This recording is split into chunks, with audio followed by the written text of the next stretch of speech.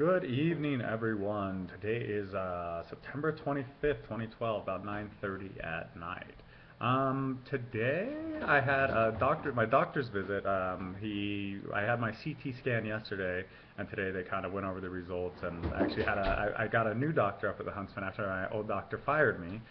New doctor seems pretty cool, but looked at the scans. He said everything looks clear, so there's nothing in me right now, which we already kind of knew that, but this actually confirmed it, so that was really nice. And then I just have follow up every 3 months with him, so I think my next visit's in December, and they just got to do a CT scan again, kind of go through, see if there's anything there. But yeah, he did, kind of the body check, everything like that, and yeah, met all his nurses, and one of the other doctors was there as well, and kind of talked with her at first for like an hour or something like that.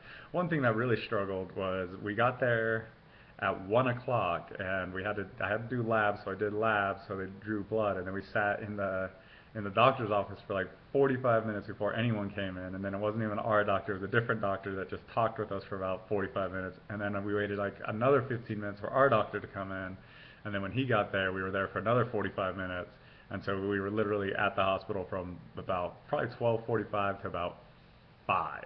So almost like 4.5 hours or something like that. That was just like, okay, just hanging around most of the time. But it was good to talk to him and good to meet him. Also, I'm part of this group on Facebook called the Brotherhood, and one of the brothers, Andrew, asked a really good question about how do you know when something's right? How do you decide who's right? He went and did a blood test to see what his best diet was, and was kind of talking about that. He lives out in the UK, and was talking about how do you judge what is right and what is wrong and everything. And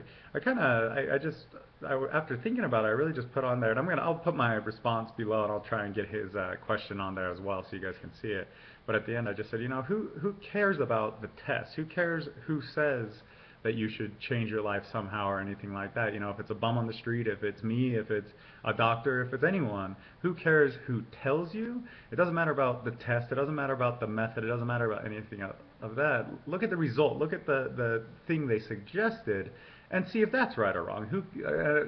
Just because it's like, what is the saying? There's 1,000 ways to skin a cat, and that's very true with everything. There's 1,000 ways to do everything, but the whole point is we want to skin a cat, or we want to know what's best for us. We want to know, what the best school is or whatever it is. And even if, your mom tells you, or your brother tells you, or the educator tells you, or whatever it is, if they all say the same thing, well, don't just ignore the school or whatever it was.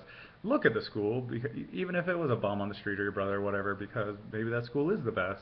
And if it's not, who cares? At least you research that, and not just spend all your time, saying, "Oh, you're wrong. You have no qualifications. You have no anything like that." Either maybe they are wrong, but maybe they're right. Who knows? That was a really interesting. Andrew writes some really good threads, and he's awesome. So it was really good to kind of get the question, and I'm actually glad I wrote it, because it actually made me think about it a lot, and I'm going to put my answer below, because I would like to hear your comments on it as well. So beyond that, I'm trying to think.